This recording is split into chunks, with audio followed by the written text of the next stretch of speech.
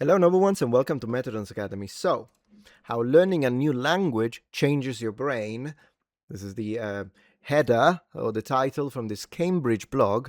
Here's the thing though, I've learned a lot of languages over the years and my brain is an absolute mess. So I'm not sure that it helps that much actually. I'm going insane here, but anyways, please enlighten me. People learn a new language for all sorts of reasons: to work, to study in another country, move abroad, or simply for pleasure. No matter the motivation, many students find that the experiences of studying a new language enriches their lives, 100%. But did you also know that language changes your brain at a physical level? I imagined, but let's see the science. Numerous studies have examined how learning a language at different ages can make a difference to the way your brain works. Let's take a look at how learning a second language affects your brain and neurological perspective on language learning. Bilingual people who have learned two languages side by side from early childhood, like my son will, have been studied by scientists for decades. They are keen to understand how speaking two languages fluently affects people on a cognitive level. And with the advent of MRI technology, researchers are now able to see on a very visual level the differences between monolingual brains and bilingual brains. You know, this actually makes it very interesting. I did not know you could actually see it with a freaking MRI. Man, I need to get an MRI to see what does the mess look like. Everyone's brain is made up of neurons, which have a cell body. Everyone depends, because I know a couple of morons out there who are not so sure, but anyways. And dendrites, which are the connections between neurons. This is what we call gray matter. Bilingual people have more of these neurons and dendrites compared to people who speak only one language. This means that their gray matter is denser.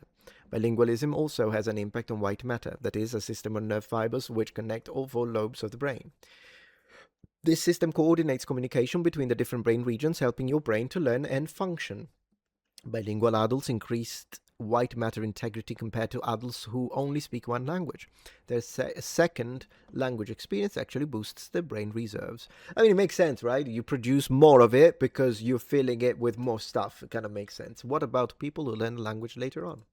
Students who are learning a second language later in life can still benefit from some of the neurological changes that happen to speakers of second languages, no matter what level they are at.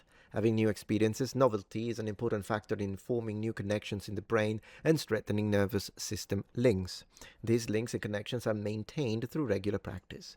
Studying a new language combines novelty with practice. For example, students learn new words and grammatical constructs and spend time reviewing and building on their previous knowledge as part of the learning process indeed. This combination is one of the reasons that language learning is such an effective brain workout and protects older learners against dementia and other degenerative neurological conditions. Well, that's fantastic. You know, maybe I should have my dad start to learn a language. It's a little late, but what language should we do? All right, guys, tell me in the comments, what language should I try to convince my dad to pick up at age 76? Come on, let me know. How language learning boosts other skills. Given the measurable impact of language learning on the brain, it's no surprise that these physical changes are accompanied by improvement on certain other skills such as communication, creativity, recall, and concentration, of course, because all of these overlap with language learning. At the end of the day, when we say language learning, we're really putting together a phenomenal, like a veritable cornucopia of different skills that are related but different, and some of which are more distant than others. Better academic performance. In a meta-analysis of 20 studies examining language learning and its impact on academic performance, the majority of studies, I didn't develop that pathway. Studies.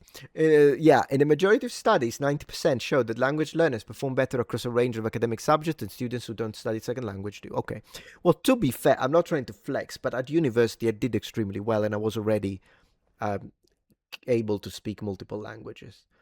Anyways, number one, so before continuing, do you ever get bored? If the answer is yes, then play games and get paid for it. I'm of course talking about the sponsor of this video, Free Cash. So what are you waiting for? Hit the link in my description or scan the QR code you see now on screen, sign up and start immediately. Creating an account is simple as it gets. Email, password, and once inside the app, you'll see a wall of games and offers, and all you need to do is choose one that you actually genuinely enjoy. Then play through the levels and you'll get cash straight into your Free Cash account. Downtime, commuting, waiting time, you can take that and turn it into a side hustle. Some people can pull $10 to $20 a day, and of course, if you put in the effort, you can make much more. Leveling up allows you to unlock better offers, and if you want, you can even spend a couple of bucks here and there just to level up faster. But if you don't want to, you don't have to spend anything and just keep it free. The whole point of this app is that instead of sitting down and wasting your time, you can actually play games you like and make money at the same time. And when it's time to cash out, you can use PayPal and gift cards. So if you want to check this out, make sure to use my link in the description or the QR code, and you will get a $5 bonus to start things off. And even with like history and stuff, I could remember the dates easily. And at the end of the day, I did graduate with maximum. I did like cum laude, the maximum amount, 110 out of 110. So I guess this could be one of the reasons that I had, I learned languages throughout my entire teenage years to fluency. And so at the end of the day, I guess that helped. Makes sense. Learning another language also boosts students' literacy, which gives them an advantage in core school subjects like mathematics and science. Well, I suck at maths, so there's that. Improved concentration. Just 1 week of learning a new language has a positive impact on students' level of alertness and focus. Man, 1 week, is that even quantifiable? This improvement was maintained with continuous language study of at least 5 hours a week. I would still suggest, 5 hours a week is decent. Be better if you do 40 minutes every day, though. Like, I mean it, don't skip a day. Moreover, this study, I was gonna say studi again, studi. I'm losing it. Encompasses learners from the age of 18 to 78, and the improvement in attention span was noted across all age groups. In my defense, though, you do say studio. Or do you say studio? I think you say studio, right? Your studio, like the room.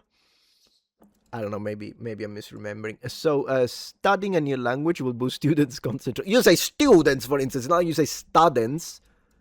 So at least there was a logic. There was like a logical. I don't know. I'm trying to defend the indefensible. Studi, no matter what age they are, studi, a more powerful memory. Studying a language engages memorization skills, learning new words and rules, as well as recall, producing new language in class activities. So it's no surprise that people who regularly use a second language have more powerful memories. Love that. Love that. In fact, research shows, look at next one, stronger communication skills. Early studies on language learning found evidence that it boosts learners' empathy. I don't know how they're gonna measure a person's empathy. I'm not 100% sure, but one thing I will say is that I can see how, for instance, reaching fluency in a language, since it's a success story and it usually involves a lot of interaction, can boost your confidence. So that could be a thing. Even when you relate to other people, strangers, that kind of stuff. More recent research has found that empathy is a key trait for success in learning a second language. Okay.